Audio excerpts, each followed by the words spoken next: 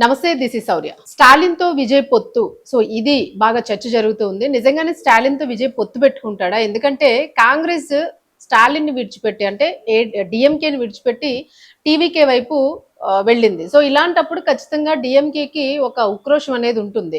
So మరి internal గా ఎలా ఉన్నా కూడా బయటికి యాక్సెప్ట్ చేస్తున్నట్టు నటిస్తున్నాడా స్టాలిన్?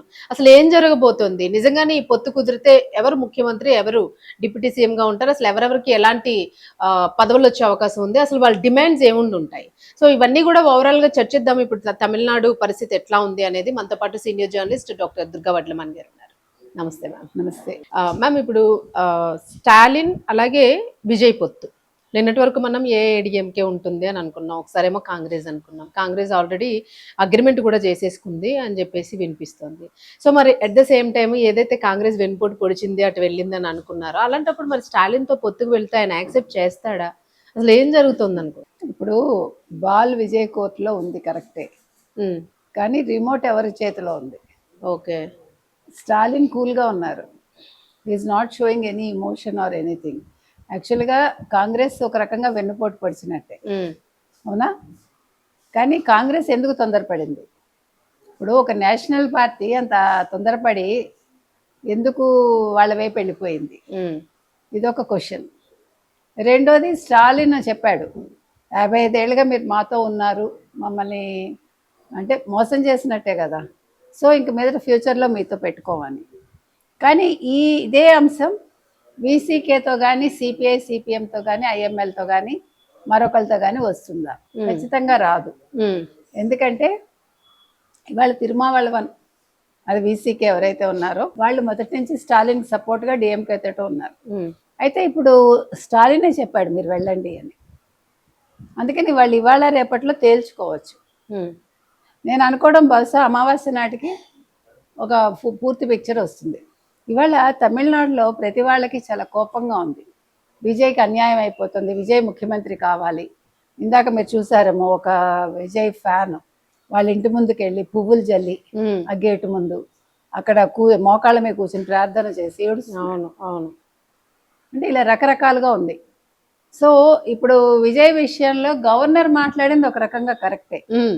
అంటే అది రూల్ ప్రకారం, అంటే రూల్ మార్చచ్చు కదండి. గతంలో మీకు వాజ్పేయి ప్రభుత్వాన్ని పిలిచారు కదా, లేకపోతే ఇతను ఎవరు యడ్యూరప్పది అలాగే పిలిచారు కదా అనొచ్చు.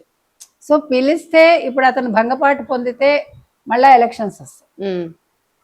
సో ఎన్నికల ఖర్చు తగ్గించడం కోసం చెప్పాడా, లేదు బీజేపీ పెత్తనం చేయాలనుకుంటుందా, అమిత్ షా నడిపిస్తున్నాడా? ఇన్ని క్వశ్చన్స్ వస్తున్నాయి. ఒక ఎమ్మెల్యేని పెట్టుకుని బీజేపీని తాడిస్తుందా అని కూడా మాట వినిపిస్తుంది.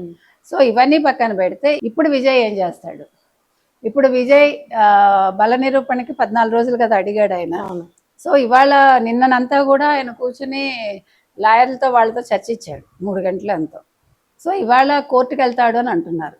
ఈలోగా విజయ్ ఎమ్మెల్యే ఒక అతను ఇమ్రాన్, అతనేమో గవర్నర్కి లేఖ రాశాడు, మీరు మమ్మల్ని పిలవాలి బల నిరూపణకి, మీరు ఒప్పుకోవాలి మేము ప్రభుత్వం ఏర్పాటు చేయడానికి, లేదంటే పరిణామాలు చాలా తీవ్రంగా ఉంటాయన్నట్టు రాశాడని తెలుస్తుంది.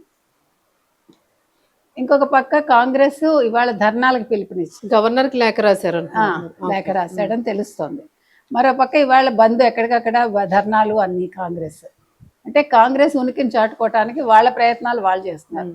సో మెరీనాలో పెద్ద పెట్టిన అందరూ విజయ్ అభిమానులు వస్తారని భయపడి పోలీస్ సెక్యూరిటీ పెట్టారు. వీటన్నింటి నడువులో ఇప్పుడు మళ్ళా కోర్టుకు వెళ్ళాలా వద్దా, అనవసరమైన డిలేనా అని విజయ్ ఆలోచిస్తున్నాడని తెలుస్తోంది. ఇది నిజమో కాదో తెలియదు, ఫేక్ కూడా అవుతుంది.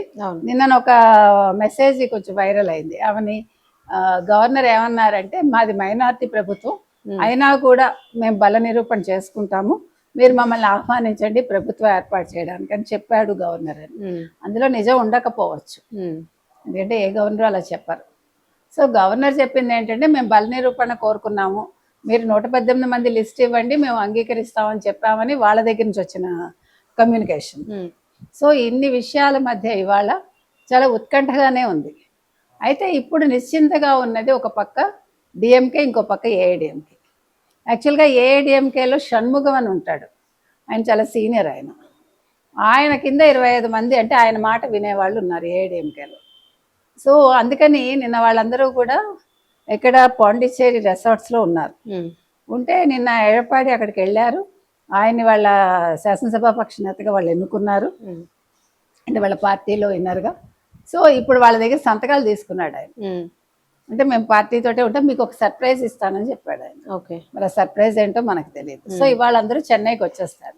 ఇక్కడ డిఎంకే తరఫున చూసుకుంటే డిఎంకే ఇప్పుడు ఏమీ వాళ్ళు ఇన్వాల్వ్ అవ్వదలుచుకోలేదు. దే ఆర్ వెయిటింగ్ అంతే.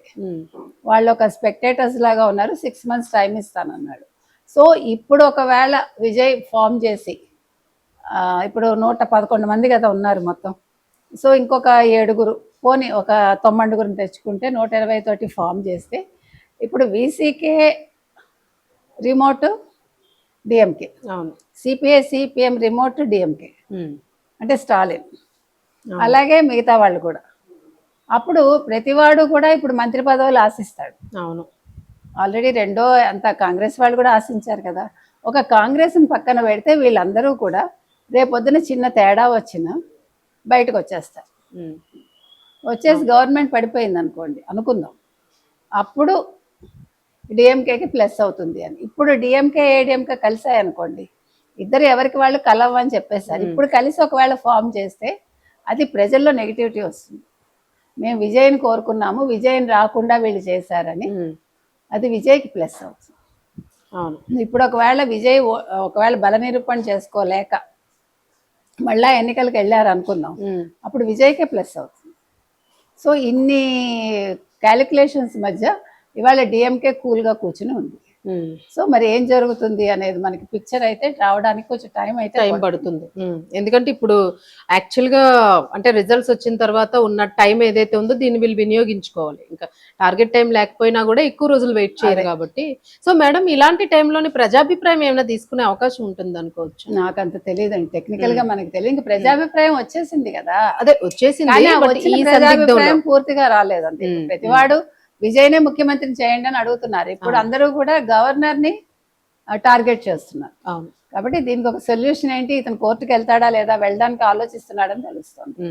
సో విజయ్ ఏ నిర్ణయం తీసుకుంటాడో దాని మీద ఉంది. Right madam, thank you madam.